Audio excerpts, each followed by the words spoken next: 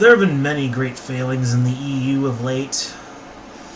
Many nationalists and even ethno-nationalists have won a great many political victories. People are starting to become fed up with the EU. Seeing the abuses in France and Germany, seeing the failures of mass immigration, and now this.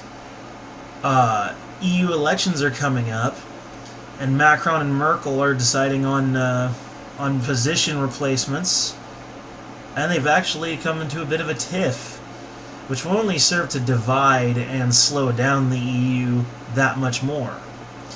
In particular, they're talking about the election of a gentleman by the name of... well, gentleman's a bit of a stretch here. Let's see, where is his name? Manfred Webber, who, by the way, voted no to a bill that would prohibit gay conversion therapy. Now, I am actually against any sort of social or market regulations whatsoever, as I'm a very libertarian-leaning sort of person. In fact, in my political spectrum, I'm not too far off from Milton Friedman. I've been compared to him a lot, actually. Doesn't bother me none. Milton Friedman seems like a cool guy. Very smart, very up on educating people, which I appreciate very much. He seems like a neat dude, so I don't mind being compared to him. But this Manfred Webber guy, I can see where the controversy lies. Certainly,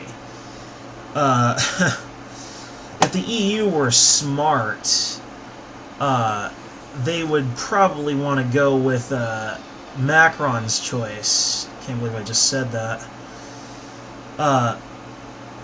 Margrethe Vestager from Denmark seems like a far better person to elect. More stable, more peaceful, and certainly less scummy, or at the very least less dubious than Mr. Webber there. But with this little tiff, the EU is bound to have some problems coming up, especially with all the losses they've had lately to nationalists in political races and debates. Partly because I think people are starting to wake up to just how the EU is basically a microcosm of future globalism, and how globalism is really a bad idea. Borderless countries, people will mix and mingle, and the clash of cultural and religious values will create unpleasantness and dissent. I mean, bad times had by all.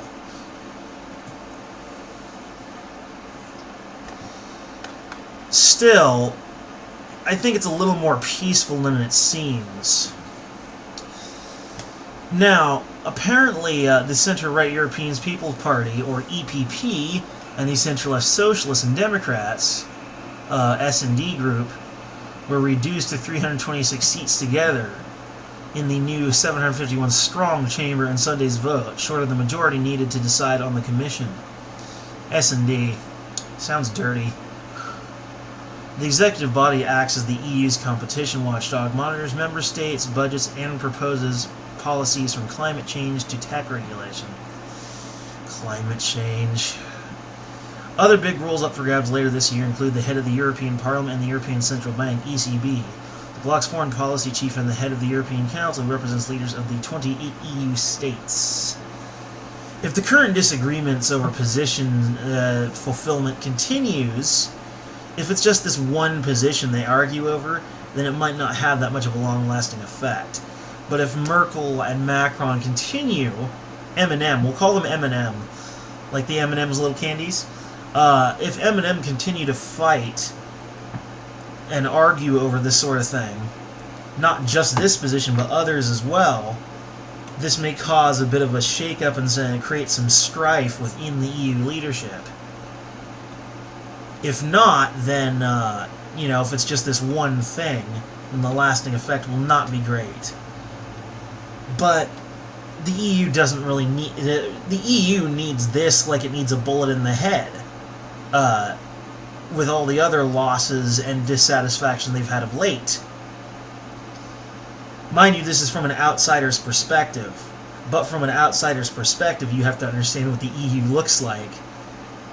It looks like the typical European despotism and tyranny that we see all the time from an American perspective, amplified and cranked up to 11.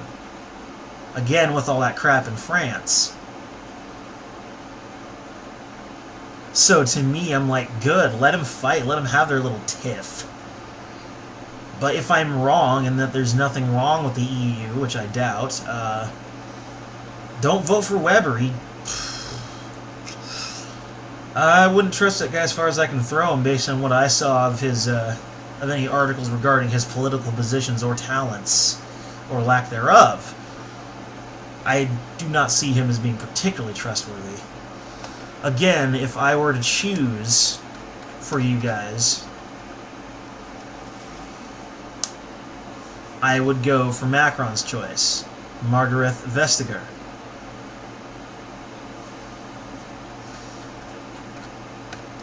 Probably one of his philosophy buddies.